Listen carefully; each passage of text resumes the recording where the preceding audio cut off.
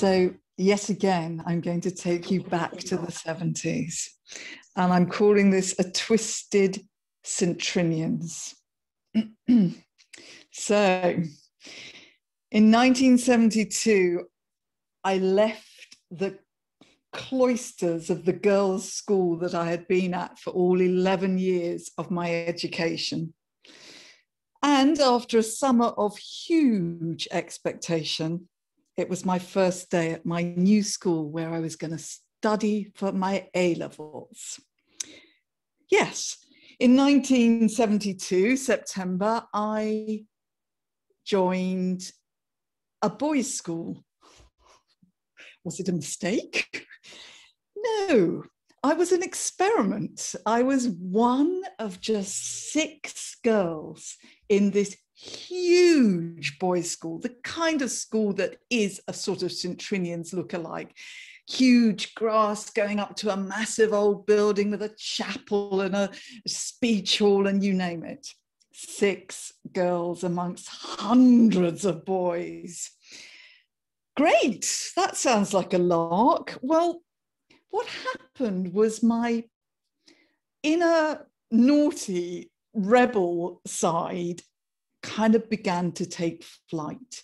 It had been somewhat squashed at my other school, but was fed up with being squashed. So I'm just going to recount a few of my rebellious memories of those years. And I'll start with the time that I decided it would be a very good idea to save up all the tokens and spend them on one night in the 6th form bar.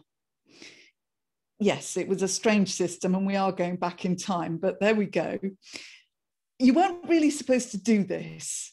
I was being very naughty, but I did. And I didn't ever take my drink very well, but to mix sherry and cider and beer, which were the only options available in the bar, was definitely a bad idea. I staggered from the bar across to the dining hall and felt very giddy and not too well. And then I thought, no, I know what, I'll go and find that boy that I'm crazy about, infatuated about, and I'm going to tell him I'm infatuated with him. And so I did. I found his study, and as I opened the door, I basically put the contents of the cider and the sherry and the beer all over the floor in front of him. It really did nothing to progress our relationship. That was pretty much the end of us, me and Nigel.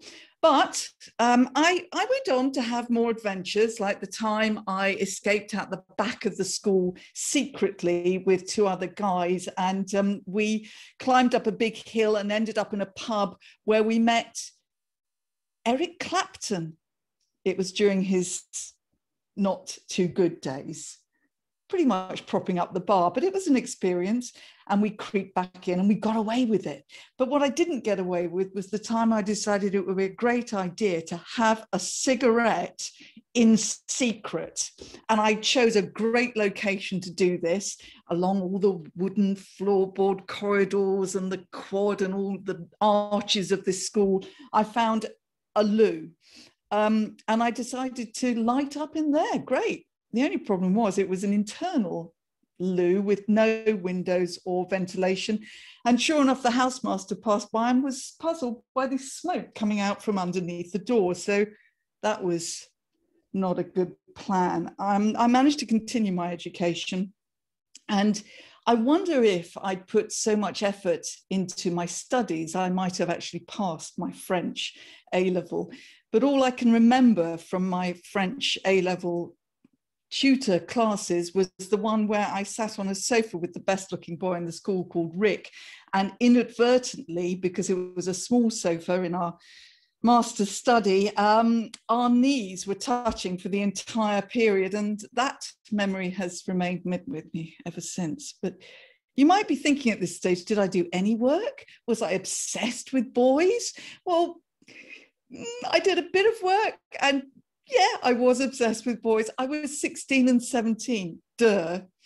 But you know, the moral of this really, I had an inner rebel, and there was nothing wrong with having that inner rebel. It had been very squashed for a long time. But I guess what I think in hindsight is there were better ways I could have let it out, more productive ways that would have made me feel better and maybe have been more helpful to other people around me. So I would suggest that we all harness our inner rebel, embrace it with enthusiasm, and live our lives with that kind of little edge that that inner rebel has, but also with curiosity and enthusiasm, and really don't mix sherry and cider.